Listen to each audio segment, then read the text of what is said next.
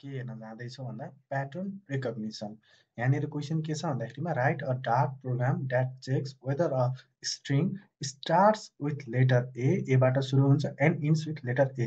अब यहाँ हामीलाई क्वेसनमा दिएको छ AAB AAB AA alpha banana ARA भनेर चाहिँ, अनि यो चाहिँ के एबाट स्टार्ट हुन्छ र एबाट नै इन्ड हुन्छ त भनेर चेक गर्नुपर्ने छ। सबैभन्दा पहिला हामीले चाहिँ एउटा लिस्ट क्रिएट गर्छौँ यही नामको। यो लिस्ट हो जसको चाहिँ डेटा टाइप चाहिँ डाइनामिक छ, अर्थात् यो integer whatever it is त्यो छ भन्न खोजेको, अहिलेलाई भनौँ स्ट्रिङ नै। अनि त्यसपछि अनि हामीले चाहिँ एउटा प्याटर्न बनाउनु पर्यो।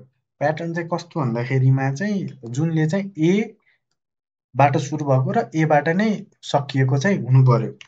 प्याटर्न चाहिँ हाम्रो यस्तो हुन्छ, रेगुलर एक्सप्रेसनले दिन्छ, आरबाट स्टार्ट हुन्छ, डलर साइनबाट इन्ड हुन्छ, र अनि यो अन्तिममा चाहिँ ए छ, र अनि त्यसपछि यो चाहिँ एबाट स्टार्ट भयो, एन्ड डट एन्ड स्टार भनेको जे सुकै हुन सक्यो बिचमा, र लास्टमा चाहिँ ए भयो भनेपछि एबाट नै इन्ड हुन्छ। अब हामीले चाहिँ एउटा फर लुप क्रिएट गर्न पर्यो।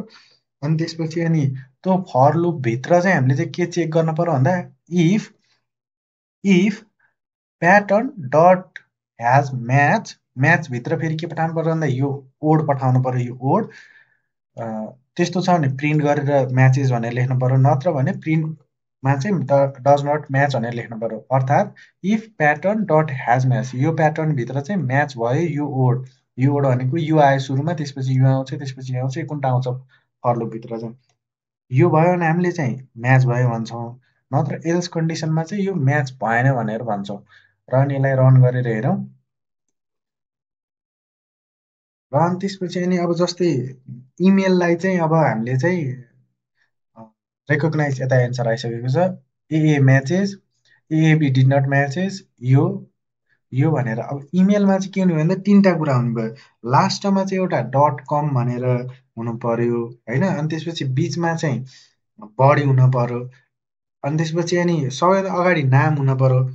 त्यो नाममा चाहिँ हामीले चाहिँ अब जेसुकै नै राख्न पायौँ नाममा चाहिँ होइन, ओड जस्तो सुकै नै आउन सक्यो, त्यहाँनिर चाहिँ ओड चाहिँ